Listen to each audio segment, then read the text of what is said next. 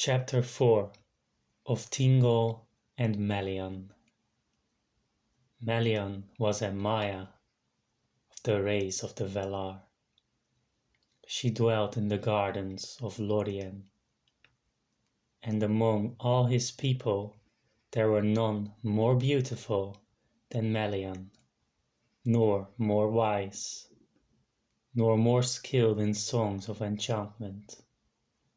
It is told that the Valar would leave their works and the birds of Valinor their mirth, that the bells of Velmar were silent and the fountains ceased to flow, when at the mingling of the lights Melian sang in Lorien.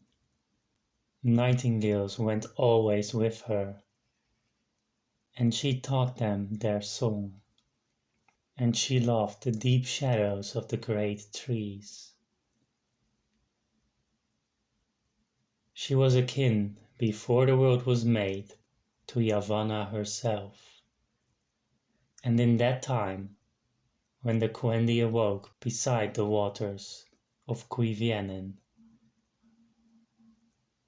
she departed from Valinor and came to the hither lands, and there she filled the silence of Middle-earth before the dawn with her voice and the voices of her birds. Now when their journey was near to its end, as has been told, the people of the Teleri rested long in East Beleriand, beyond the river Gallion, and at that time many of the Noldor still lay to the westward, in those forests that were afterwards named Neldoreth and Region. Elwë, lord of the Teleri, went often through the great woods to seek out Finwë, his friend, in the dwellings of the Noldor, and it chanced on a time that he came alone to the starlit wood of Nan Elmoth. And there suddenly he heard the song of nightingales.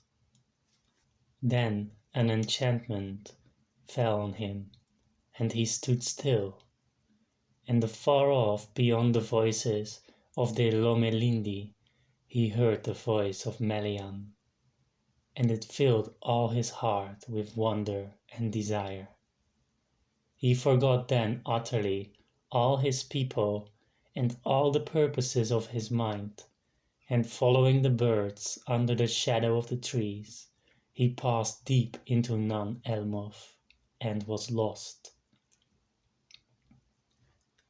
But he came at last to a glade open to the stars, and there Melian stood, and out of the darkness he looked at her, and the light of Aman was in her face. She spoke no word, but being filled with love, Elwë came to her and took her hand, and straightway a spell was laid on him, so that they stood thus while long years were measured by the wheeling stars above them, and the trees of Nan Elmoth grew tall and dark before they spoke any word. Thus Elwë's folk who sought him found him not, and Olwë took the kingship of the Teleri and departed, as is told hereafter. Elwë Singolo came never again across the sea to Valinor so long as he lived, and Melian returned not thither while their realm together lasted. But of her there came among both elves and men a strain of the Ainur, who were with Ilúvatar before Ea. In after days he became a king renowned, and his people were all the Eldar of Beleriand. The Sindar they were named, the Grey Elves, the Elves of the Twilight, and King Greymantle was he, Elu Thingol in the tongue of that land.